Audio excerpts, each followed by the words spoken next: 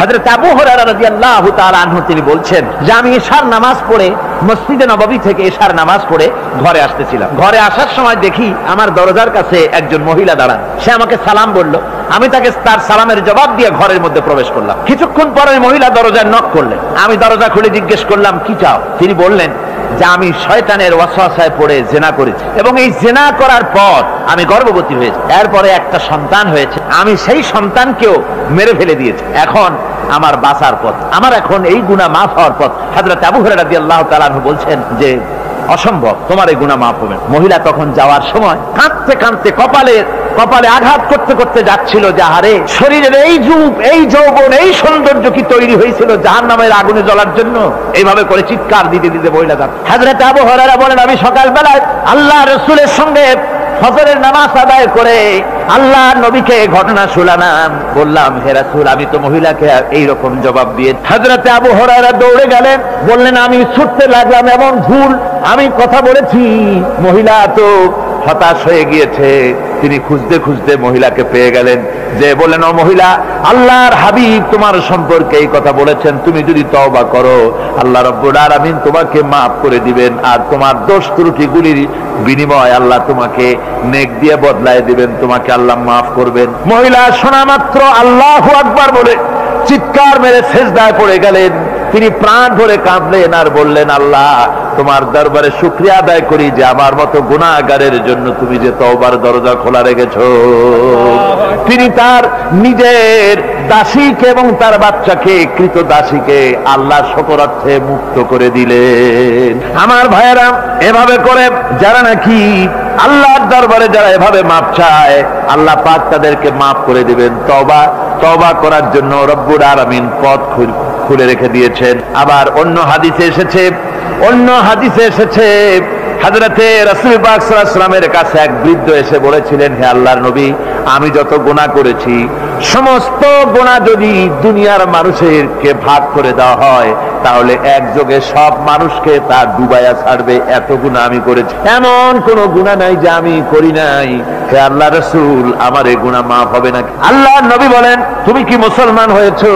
লোকটি বলল হুজুর আমি মুসলমান হয়ে গেছি। আশহাদু আল্লা ইলাহা ইল্লাল্লাহু ওয়াহদাহু লা শারীকা লাহু ওয়া আশহাদু আন্না মুহাম্মাদান আবদুহু ওয়া রাসূলুহু। পড়েন সবাই আশহাদু আল্লা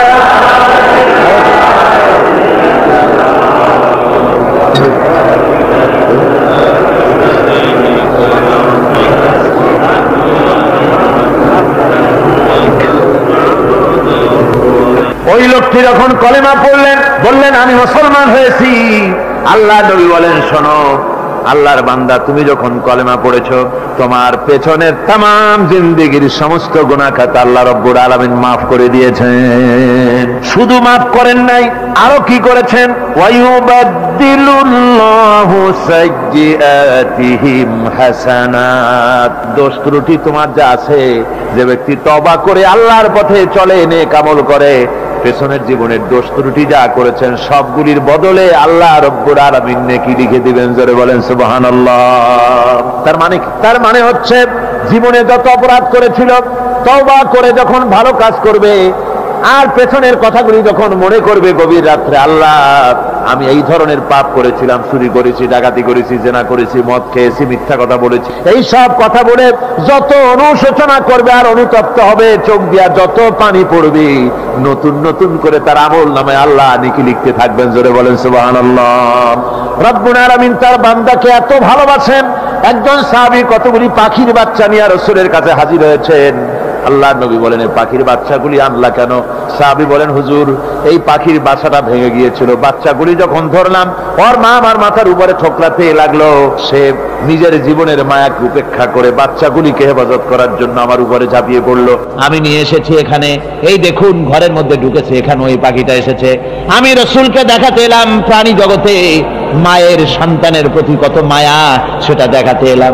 আল্লাহর নবী বলেন ও সাহাবী প্রাণী জগতে সন্তানের প্রতি মায়ের কতটুকু মহব্বত তুমি তাই আমাকে দেখাতে এসেছো।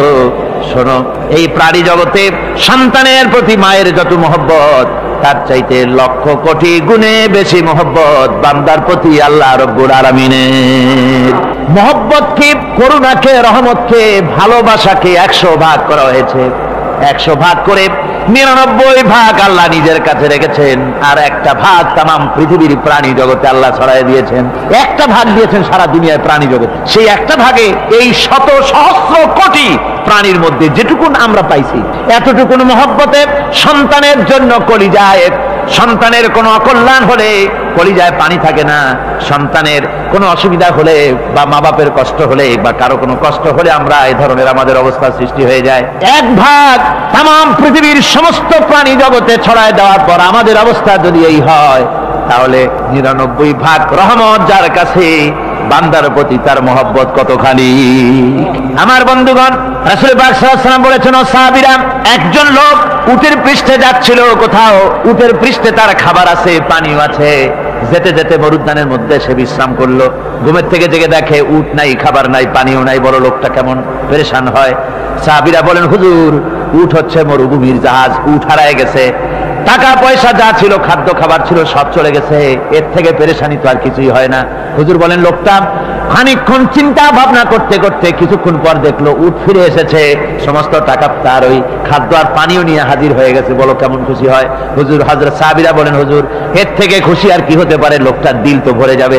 আল্লাহর নবী বলেন, ও সাহাবীরা, কোন বান্দা যদি আল্লাহর থেকে নাফরমান হয়ে যায়, নামাজ ছেড়ে দেয়, জিনা ব্যভিচার বদমাশি নাফরমানিতে যদি যখন লিপ্ত হয়ে যায়, উঠারা ব্যক্তি উট পাওয়ার জন্য যেমন পেরেশানি বোধ করে, আল্লাহ রাব্বুল আলামিন তার ওই নাফরমান বান্দার জন্য, আল্লাহ রাব্বুল আলামিন ফিরে আসার জন্য আল্লাহ রাব্বুল আলামিন চান। বান্দা যখন, নাফরমান বান্দা নিজের গুনাহ বুঝতে পেরে যখন সেজদায় পড়ে গিয়া কান্দে, রব্বুল আলামিন আমার গুনাহ মাফ করে দাও, এইভাবে যখন কাঁদতে থাকে, রব্বুল আলামিন, আল্লাহর হাবিব বলেন, উঠারা ব্যক্তি উঠ ফেলে পড়ে, ওই ব্যক্তি যত খুশি হন। কোন নাফরমান বান্দা যখন সেজদায় পড়ে যায়, আল্লাহ রাব্বুল আলামিন এর চাইতে লক্ষ কোটি গুণে বেশি খুশি হয়ে যান। আল্লাহ পাক হচ্ছেন রহমান রহিম, গাফুরুর রহিম। পৃথিবীতে এমন কে আছে, আপনি আমাকে বলেন, এমন কে আছে অপরাধ করবে না আর সে বলবে আয় তোরে মাফ করে দেই? বলেন, এরকম আছে নাকি? কেউ বলেন আছে? এমনকি বাপ মা ছেলে অন্যায় করেছে, বাপ মার দিল চায় ছেলেটা যদি মাপ চাইতো, বড্ড ভালো হতো, ওর সাথে প্রাণ ভরে কথা বলতাম, বুকের সাথে জড়িয়ে নিতাম। কিন্তু মুখ খুলে বলে না যে অপরাধ করেছিস, মাপ চাইয়া যা, এরকম বলে। মাও বলে না, বাপেও বলে না।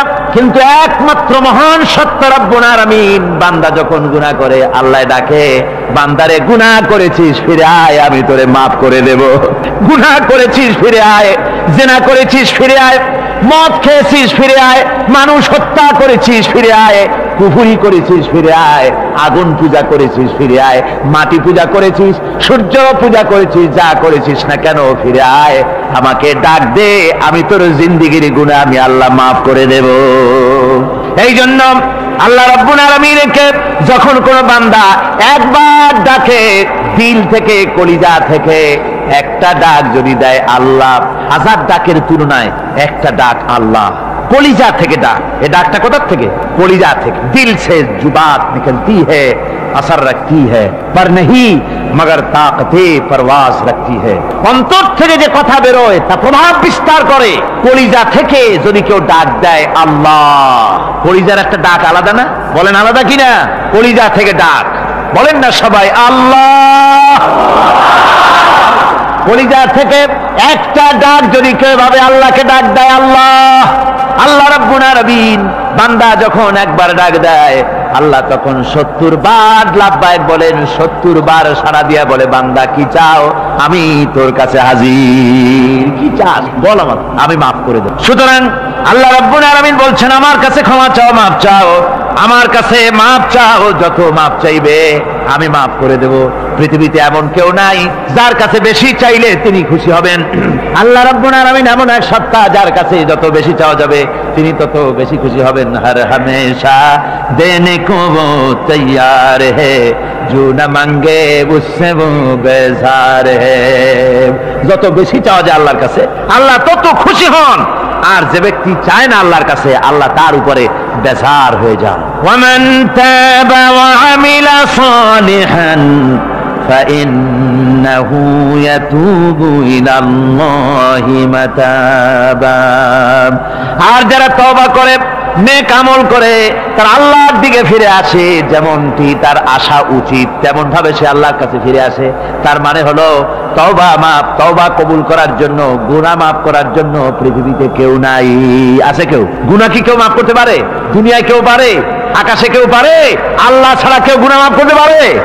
যদি মানুষ তওবা করে, রব্বুল আলামিন বলেন সে এমন ভাবে তওবা করে আল্লাহর কাছে ফিরে এসেছে যেখানেই তার আসা উচিত, এই জায়গা ছাড়া আর তার কোনো যাওয়ার জায়গা নাই। সুতরাং সে জায়গা মতো এসেছে, অনুতপ্ত এবং অনুশোচনা করেছে। আল্লাহ পাক এ ধরনের অনুতপ্তকারী, অনুশোচনাকারীকে রব্বুল আলামিন ক্ষমা করে দিয়ে থাকেন। ওয়াল্লাযীনা লা ইয়াশহাদুনা আয-যুর ওয়া ইযা মাররু বিল-লাগবি মাররু কিরামা। আর যারা মিথ্যার সাক্ষ্য হয় না, রহমানের বান্দা তারা যারা মিথ্যার সাক্ষ্য হয় না, এরা হচ্ছে ষষ্ঠ বৈশিষ্ট্য।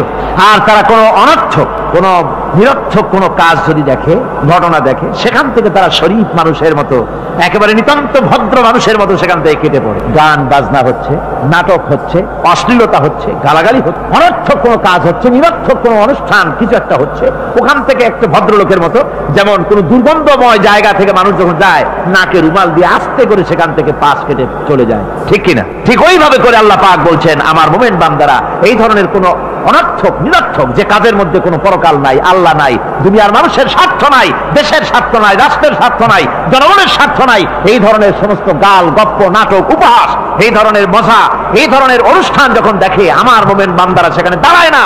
ময়লার কাছ থেকে নাকে রুমাল দিয়ে মানুষ যেমন চলে যায়, এই লোকটিও তখন অত্যন্ত ভদ্রের মতো আস্তে করে পাশ কেটে বেরিয়ে যায়। ওয়াল্লাযীনা ইযা যুক্কিরু বিআয়াতি রাব্বিহিম লাম ইয়াখিরু আলাইহা সাম্মান ওয়া উমিয়ানা।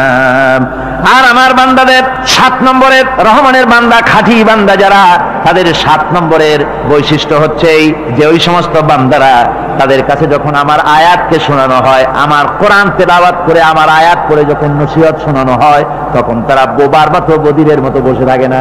তারা বুঝতে পেরেছেন? রহমানের খাঁটি বান্দা যারা, তাদের কাছে কোরআনের কথা ওয়াজ করে যখন শোনানো হয়, আল্লাহর কালাম যখন শোনানো হয়, আয়াত পড়ে পড়ে যখন নসিহত শোনানো হয়, লাম ইয়াখিরু আলাইহা সুম্মান ওয়া উমিয়ানা, তখন ওই ব্যক্তি অন্ধ এবং বধিরের মতো চুপ করে বসে থাকে না, বরং আমল করা শুরু করে দেয়। জোরে বলেন সুবহানাল্লাহ। যখন সে জানলো যে এগুলি হলো আল্লাহর বিরোধী কাজ, এগুলি আল্লাহর কাজ, আল্লাহ রসুলের কাজ, তখন তা পালন করা শুরু করে দেয়। এই 5 দিন ধরে কোরআনের যে কথাগুলি হলো, এই কথাগুলি শোনার পর আপনারা কি বসে থাকবেন? বসে থাকবেন? যারা বসে থাকবে এইগুলি শোনার পরে, আল্লাহ তাদেরকে বলেছেন এরা হলো অন্ধ, এরা হলো বধির, এরা হলো বোবা। আমরা আল্লাহর এই যে কথা, আমরা কি অন্ধ আর বধির আর বোবা হবো নাকি? আমরা হবো না? আমরা অন্ধ নয়, বধির নয়, বোবা নই, বরং আল্লাহ যা বলেছেন, যা শুনলাম সামি'না ওয়া আতানা, এই 5 দিন ধরে যা শুনলাম আল্লাহর কথা, কার কথা শুনলাম? আর সমস্ত কথা আমরা আমল করবো। জোরে কোন আমিন। আল্লাহ যেন কবুল করেন। জোরে কোন আমিন। আমল করা কি?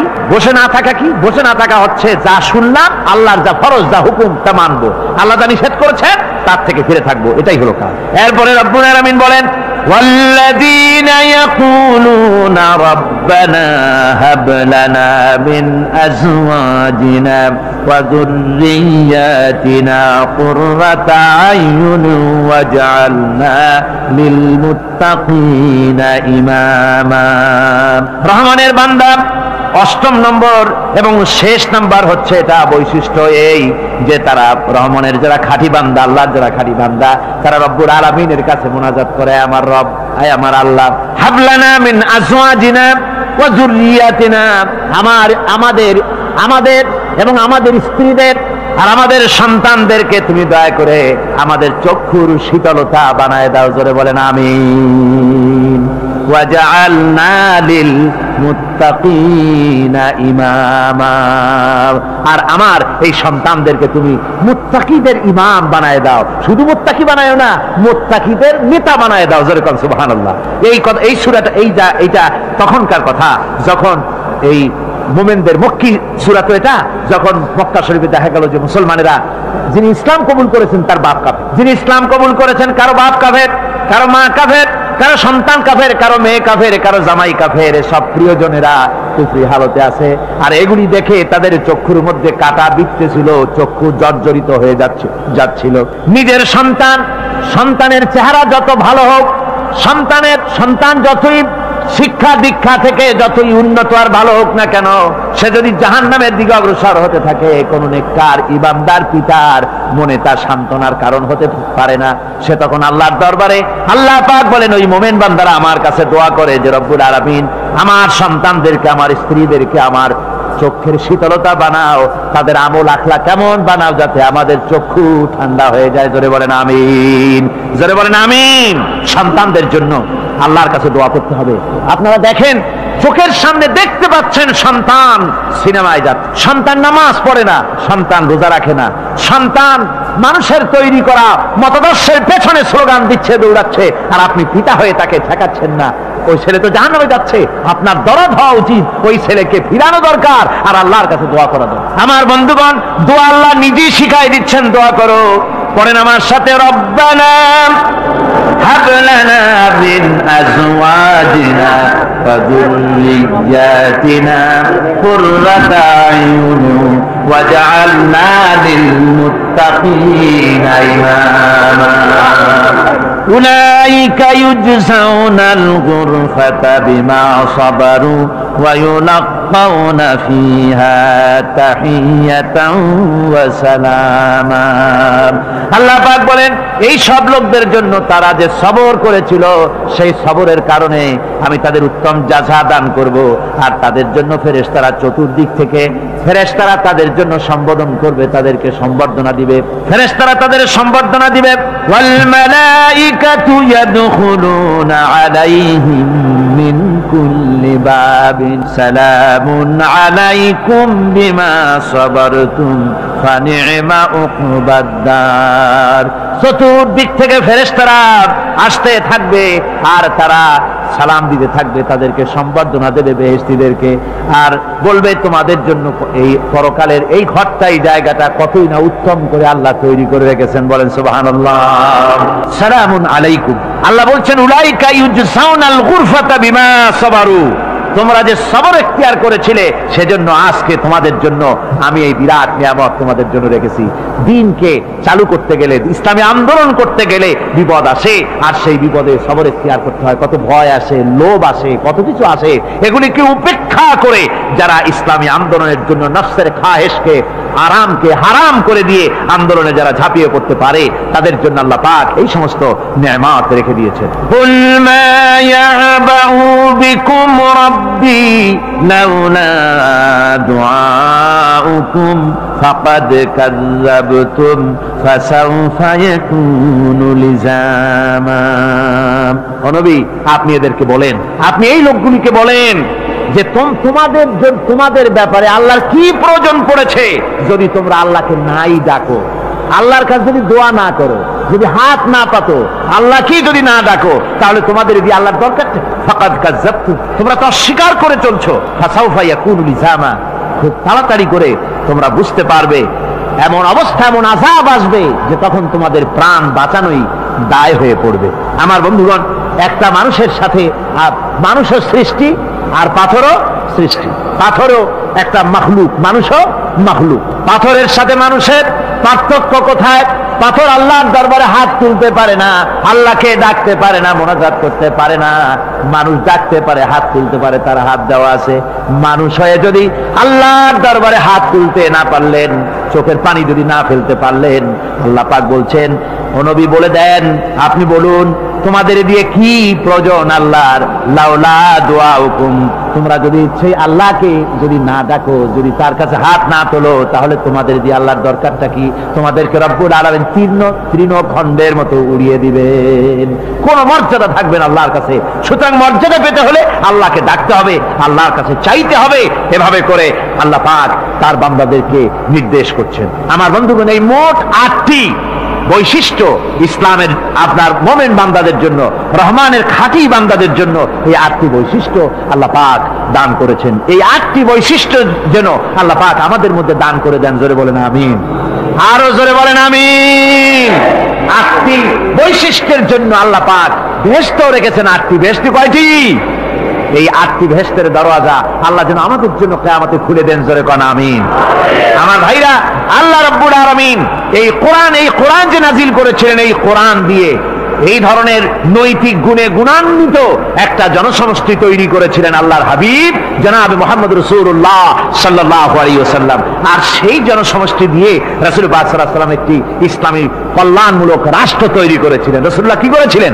একটা রাষ্ট্র। এই যা বললাম, এই 5 দিন ধরে যা বললাম, এই সব গুণাবলী দিয়ে, এই সব বৈশিষ্ট্য দিয়ে রাসূলুল্লাহ একটা জনগোষ্ঠী তৈরি করেছিলেন। সেই জনগোষ্ঠী নিয়ে মক্কি জিন্দেগি থেকে রাসূলুল্লাহ মদিনায় আসলেন।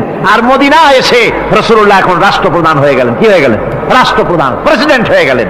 রাসূলুল্লাহ আজকে প্রেসিডেন্ট, রাষ্ট্র হলো। আর কোরআন দিলেন সংবিধান হিসাবে, শাসনতন্ত্র হিসাবে। আল্লাহর নবী বললেন, আজকে আমি দেশবাসীকে এমন একটা কনস্টিটিউশন, এমন একটি সংবিধান দেশবাসীকে আমি দিলাম, যেই সংবিধানের বদৌলতে সমাজে আর চুরি থাকবে না, ডাকাতি থাকবে না, জেনা থাকবে না, ব্যভিচার থাকবে না। এর বদৌলতে মানুষ এখন দরজা খুলে ঘুমাতে পারবে, আর কোনো অশান্তি থাকবে না, চুরি হবে না, ডাকাতি হবে না, নারী ধর্ষণ হবে না, হত্যা হবে না, আরামের জমিন হয়ে যাবে, আর মানুষ শান্তিতে বসবাস করতে পারবে। হুজুর বললেন, খায়রুল কুরুনি কারনি, সর্বশ্রেষ্ঠ যুগ হচ্ছে আমার যুগ। আমার বন্ধুগণ, কোরআনের সমাজই ছিল পৃথিবীর সর্বশ্রেষ্ঠ সমাজ। সেই সমাজ ব্যবস্থাকে আমরা ভুলে গিয়েছি। আজকে সমাজতন্ত্র ব্যর্থ হলো কেন? কমিউনিজম ব্যর্থ হলো কেন? ব্যর্থ হওয়ার একমাত্র কারণ হলো তারা মানুষকে খেতে দিতে পারে নাই, পড়তে দিতে পারে নাই। পুঁজিবাদও ব্যর্থ, সমাজতন্ত্র ব্যর্থ। আসলে ওরা বলেছে আমরা সবাইকে সমান করে দেব, খাইতে দেব, পড়তে দেব, কাপড় দেব, চোপড় দেব, ওষুধ দেব, তোমাদের মৌলিক অধিকার, মৌলিক প্রয়োজন মিটাবো, এগুলি সব তারা বলেছে। কিন্তু মৌলিক প্রয়োজন মিটাতে পারে নাই। 70 বছর যেতে পারল না, বিদায় হয়ে গিয়েছে। মৌলিক প্রয়োজন মিটাতে পারে শুধুমাত্র কোরআন। কে মিটাতে পারে? জোরে বলেন, কে পারে? কোরআন পারে মানুষের মৌলিক প্রয়োজন মিটাতে। তাই এই কোরআনে কারীমকে আল্লাহ রাব্বুল আলামিন অবতীর্ণ করলেন। আর কোরআন দিয়ে রাসূল পাক সাল্লাল্লাহু আলাইহি ওয়াসাল্লাম একটা সমাজ তৈরি করলেন, এমন সমাজ যেখানে রাষ্ট্রপ্রধানের পেট ফুলে উঠলো না খাইয়া, রাষ্ট্রপ্রধানের বিরাট বিল্ডিং উঠলো না, বিদেশে টাকা জমা হলো না। আজকে আমরা দেখি পৃথিবীতে কত জায়গায় রাষ্ট্রপ্রধান নিজের ছেলেবেলে নাই, হাওলাত করা ছেলে একটা, তাও যদি এত টাকা পয়সা বিদেশে জমা করে, তাহলে মানুষেরা মন্তব্য করে যদি নিজের ছেলে থাকতো তাহলে তো গোটা বাংলাদেশ বিদেশি ব্যাংকে জমা দিয়ে দিত। ইসলাম পৃথিবীতে এসেছে মানুষকে এমন এক শান্তির বিধান দিতে। রাষ্ট্রপ্রধান মুহাম্মদ রাসূলুল্লাহ সাল্লাল্লাহু আলাইহি ওয়াসাল্লাম, মানুষ খাবার পেয়েছে, দরজা খুলে ঘুমাবার সুযোগ পেয়েছে। আজ হযরত আবু হুরায়রা রাদিয়াল্লাহু তাআলা আনহু বলেন, আমি রাসূলুল্লাহর কাছে গেলাম, হুজুরকে গিয়ে সালাম করলাম। আল্লাহর নবী সালামের জবাব দিলেন, কিন্তু দেখতে পেলাম মুখ নড়ে, আওয়াজ বেরোলো না। কারণ কি? কাছে গিয়ে দেখি নবীজি ক্ষুধার যন্ত্রণায় কথা বলতেছেন, আওয়াজ বেরোতেছে না। এত ক্ষুধা লেগেছে আল্লাহর নবীর। 2-4 দিন চলে গেছে, খাবার নাই। রাসূলুল্লাহ সমস্ত গনিমতের মাল, যাকাত সদকার মালগুলি, খাদ্য দ্রব্যগুলি 2 হাতে বিতরণ করেছেন। নিজের পেটে খাবার নাই, মানুষকে দিতেছেন। দিতে দিতে এশার নামাজ পড়ে নবীজি ঘরের মধ্যে প্রবেশ করে হযরত আয়েশা সিদ্দিকা রাদিয়াল্লাহু তাআলা আনহাকে ডেকে বলেন, আয়েশা রে, সারাদিন কষ্ট করেছি, দারুণ ক্ষুধা লেগেছে, তাড়াতাড়ি করে কিছু খাবার আমারে এনে দাও। হযরত আয়েশা হুজুরের ক্ষুধার্ত, শ্রান্ত ক্লান্ত চেহারার দিকে তাকাইয়া হযরত আয়েশা কেঁদে ফেলেছেন। হযরত মা আয়েশা কাঁদেন আর বলেন, ইয়া রাসূলুল্লাহ, হে আল্লাহর নামের কসম করে বলি, আমি আয়েশার ঘরে কোনো পানি ছাড়া কোনো খাবার নাই। এই ছিল রাসূলের আদর্শ। কোরআনে কারীমকে তারা এত ভালোবাসতেন, কোরআনে কারীমকে এত সম্মান তারা দিতেন, এত মর্যাদা দিতেন। কোরআন দিয়ে কথা বলার মতো তারা ক্ষমতা অর্জন করেছিলেন। জোরে কোন সুবহানাল্লাহ। হযরত আব্দুল্লাহ বিন মুবারক রাহমাতুল্লাহ আলাইহি জবরদস্ত মুহাদ্দিস, তার আমলের অনেক বড় আলেম, হজ করতে এসেছেন। হজের কাজ সমাপন করে যখন তিনি রওনা করেছেন, দেখেন কোনো মানুষজন নাই। কাবার চত্বরে একটা মহিলা চাদর মুড়ি দিয়ে শুয়ে আছেন।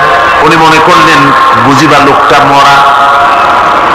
মোরা কি জিন্দা বোঝার জন্য কাছে গিয়ে সালাম দিলেন, আসসালামু আলাইকুম। সালামের জবাব ওয়ালাইকুম আসসালাম না হয়ে চাদরের ভিতর থেকে জবাব এলো, সালামুন কাওলাম মির রাব্বির রহিম। পরম করুণাময় পরওয়ারদিগারের পক্ষ থেকে তোমার প্রতি শান্তি কথিত হোক। মুহাদ্দিস সাহেব প্রশ্ন করলেন, মা, হজ করতে এসে লোকেরা তো সব চলে গেছে, আপনি এখানে একাকী পড়ে আছেন কেন? তিনি জবাবে কোরআনে কারীম থেকে বললেন, মাইয়ুদলিলিল্লাহু ফামা লাহু মিন হাদ। আল্লাহ পাক যাকে পথভ্রষ্ট করেন তারে কেউ পথ দেখাইতে পারে না। অর্থাৎ আমি তো হজ করতে আসছিলাম, পথ হারাই ফেলছি, সাথী সঙ্গীরা কে কোথায় চলে গেছে আমি খুঁজে পাই না, এই জন্য মুসিবতে পড়ছে, একাকী পড়ে আছি, এখন আমার উপায়টা কি? মুহাদ্দিস সাহেব বলছেন, মা, একাকিনী এই অবস্থায় কত সময় পড়ে আছেন? তিনি জবাবে কোরআনে কারীমের একটি আয়াত তেলাওয়াত করে জবাব দিলেন, সালাসা লায়ালিন সাবিয়া। 3 রাত পূর্ণ হয়ে গেছে। আরে 3টা রাত আপনার পূর্ণ হয়ে গেল, এখানে আপনার পানাহারের বন্দোবস্ত কি? খাইছেন কি? বুড়ি জবাবে কোরআনে কারীমের আয়াত পেশ করে মুহাদ্দিসের জবাব দিয়ে দিলেন, আল্লাযী হুয়া ইউতঈমুনি ওয়া ইয়াসকিন। ওই মহান আল্লাহ রাব্বুল আলামিন তিনি আমার পানাহারের বন্দোবস্ত করেছেন। মুহাদ্দিস সাহেব বলছেন, মা, আমার কাছে কিছু খাবার আছে, আপনি দয়া করে এই খাবারটুকুন গ্রহণ করুন। বুড়ি তখন কোরআনে কারীমের একটি আয়াত পাঠ করে এই প্রস্তাবকে ডিনাই করলেন। বুড়ি বললেন, সুম্মা আতিম্মুস সিয়ামা ইলাল লাইল। তোমাদের রোজাকে সন্ধ্যা পর্যন্ত পূর্ণ করো। এর দ্বারা বুড়ি প্রমাণ করলেন, আমি তো রোজা রাখছি, কাজে সন্ধ্যা আসার আগে তো কিছু খাইতে পারবো না। মুহাদ্দিস সাহেব বলছেন, বুড়িমা, এটা যখন রমজান মুবারকের মাস নয়, আপনি বোধহয় নফল রোজায় রেখেছেন, সফরের হালতে ফরজ রোজাও তো ছেড়ে দেওয়া যায়। আপনি কি খাইছেন না খাইছেন, আপনি আমার এই খাবারগুলি খান, রোজা ভাঙলে অসুবিধা হবে না? নফল রোজা ভাঙলে অসুবিধা কি? বুড়ি জবাবে বলছেন, وأن تصوموا خير لكم إن كنتم تعلمون। যদি তুমি নফল রোজা রাখো তা তো তোমার জন্য কল্যাণকর, সুতরাং আমি নফল রোজা রাখছি, সেটা আমার জন্য কল্যাণকর, তোমার কথা মতো আমি খাবো নাকি? মুহাদ্দিস সাহেব বলছেন, বুড়িমা, প্রত্যেক কথার জবাব কোরআন দিয়া দেন কেন, কারণটা কি? বুড়ি জবাবে বলছেন, কোরআনের আয়াত পাঠ করে জবাব দিচ্ছেন, মা ইয়ালফিযু মিন কাওলিন ইল্লা লাদাইহি রাকীবুন আতীদ। মানুষ এমন কোনো কথা বলে না যে কথা ফেরেশতারা রেকর্ড করে না রাখে, সব কথা রেকর্ড হয়ে যায়। সুতরাং আমি চিন্তা ভাবনা করে বাছাই করে নিলাম, কোরআন দিয়ে কথা বলবো, এই কথাগুলি রেকর্ড হবে, প্রাপ্ত হবেই না, প্রত্যেক অক্ষরে অক্ষরে 10-10 করে নাকি আমলনামায় লেখা হয়ে যাবে।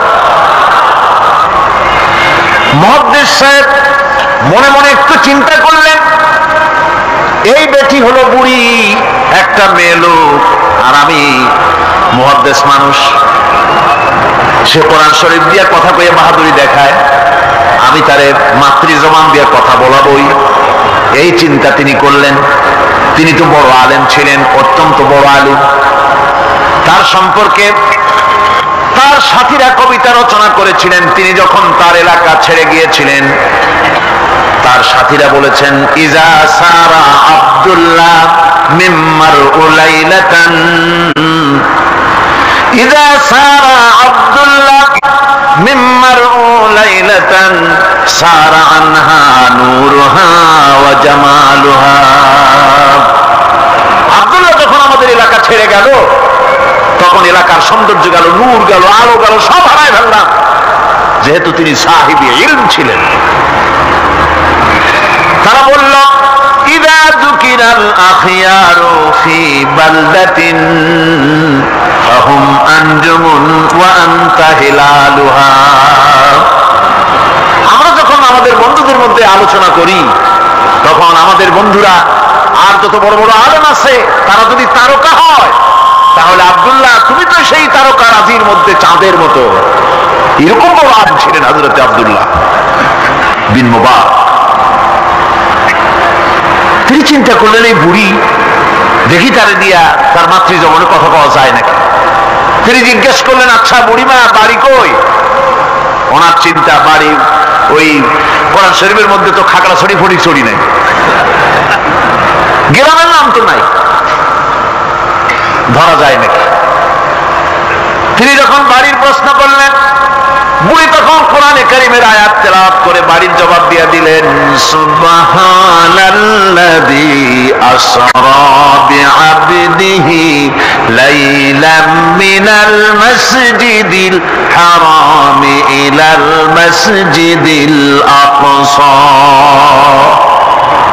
পবিত্র মহান সত্তা, দোষ ত্রুটি অক্ষমতা দুর্বলতা থেকে মুক্ত সেই মহান সত্তা যিনি তার বান্দাকে ইসরাহ করিয়েছেন মসজিদে হারাম থেকে মসজিদে আকসা পর্যন্ত।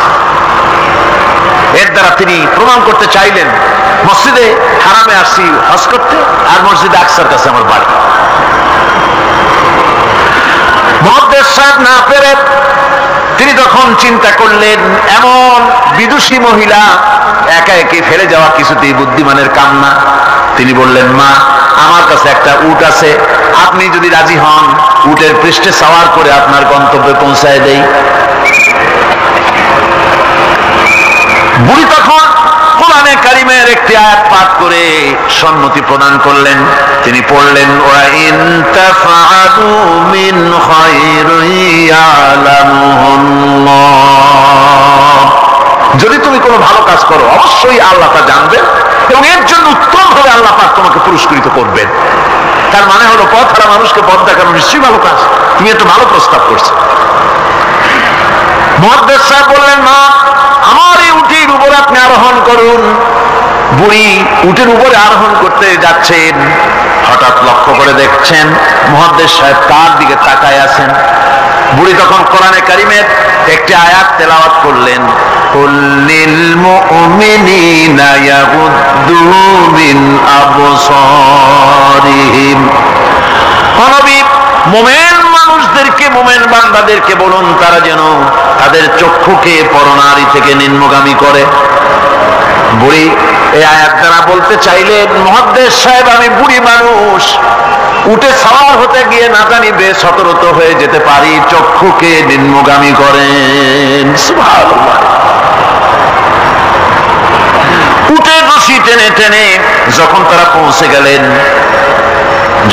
পৌঁছে গেলেন তিনি জিজ্ঞেস করলেন আপনার কি কোনো ছেলে মেয়ে আছে নাকি? বুড়ি জবাবে বললেন আল মালু ওয়াল বানুনা জিনাতুল হায়াতুদ দুনিয়া। মাল এবং সন্তান সন্ততি এগুলি হচ্ছে দুনিয়ার সুখ সৌন্দর্য আল্লাহ পাক, এটা আল্লাহর নিয়ামত। তার মানে নিয়ামত থেকে আল্লাহ আমাকে বঞ্চিত করেন নাই, ছেলে মেয়ে আছে। মুহাদ্দিস সাহেব প্রশ্ন করলেন ছেলে মেয়ে যদি থাকে তাহলে তাদের নাম কি? আটকা বুদ্ধি, যেহেতু সব নাম তো কোরআন শরীফে নাই। বুড়ি সেকাম আগেই সেরে রেখেছে। বুড়ি কোরআনে কারীমের আয়াত পাঠ করে ছেলেদের নাম বলে দিলেন ইয়া ইয়াহিয়া খুদিল কিতাবা বিকুওয়া ওয়া কাল্লামাল্লাহু মূসা তাকলীমা ওয়াত্তাখাযাল্লাহু ইব্রাহিমা খলীলা। যথাক্রমে তিনটে আয়াত তেলাওয়াত করে তিনটা নাম বললেন ইয়াহিয়া, ইব্রাহিম, মূসা আর ছেলে। সুবহানাল্লাহ ওয়া বিহামদিহি। আরে কপাল পোড়া মুসলমান, এই মুসলমানেরা এখনকার যুগে ছেলেদের নাম রাখে বল্টু, শান্টু, তারপরে বাংলা আর আরবি মিশাইয়া শুভ রহমান, কৌশিক আহমদ, সাগর হোসেন, বাতাস খাতুন, অক্সিজেন বেগম, কি যে আশ্চর্য নাম শুরু হয়ে গেছে। আমার বন্ধুগণ, নাম রাখবেন, সন্তান হলে পরে মা বাপের উপরে হক যেন সন্তানদের ভালো ভালো নাম রাখে, এটা মা বাপের হক, ওয়াজিব ভালো নাম রাখা। এবার বুড়ি বাড়ি পৌঁছে গেলেন, ছেলেরা সব দৌড়ে এলো। মুহাদ্দিস সাহেব আর কথা বলার সাহস পেলেন না, চুপ করে খাড়া হয়ে আছেন। ছেলেদেরকে বুড়ি তখন নিজের থেকে কিছু টাকা পয়সা বার করে ছেলেদের বললেন, ফাবাআসু আহাদাকুম বিওয়ারিকিকুম হাযিহি ইলাল মাদিনা, এই রৌপ্য মুদ্রাগুলি নিয়ে যাও এবং বাজার থেকে কিছু উত্তম খাদ্য সামগ্রী কিনে আনো। বাজার থেকে খাদ্য সামগ্রী আনিয়া প্লেটে সাজাইয়া মুহাদ্দিস সাহেবের সামনে রাখে বুড়ি বলতেছে, কুলু ওয়াশরাবু হানিয়াম বিমা আসলাফতুম ফিল আইয়ামিল খালিয়া, বিগত দিনে তুমি আমার জন্য যে পরিশ্রম করেছো তার বিনিময়ে কিছু আহারীয় গ্রহণ করো। মুহাদ্দিস সাহেব খানা শেষ করে ছেলেদেরকে এক কোনায় নিয়ে জিজ্ঞেস করে, ছেলেরা তোমার মা কোরআন শরীফ থেকে এই ধরনের কতদিন কথা বলতেছে? ছেলেরা বলে, মুহাদ্দিস সাহেব আমরা জ্ঞান হওয়া অবধি শুনতেছি আর হিসাব করেছি 1 বছর 2 বছর নয়, আমার মায়ের মুখের থেকে বিগত 40 বছরের ভিতরে কোরআন শরীফ ছাড়া কোনো কথা শুনি নাই।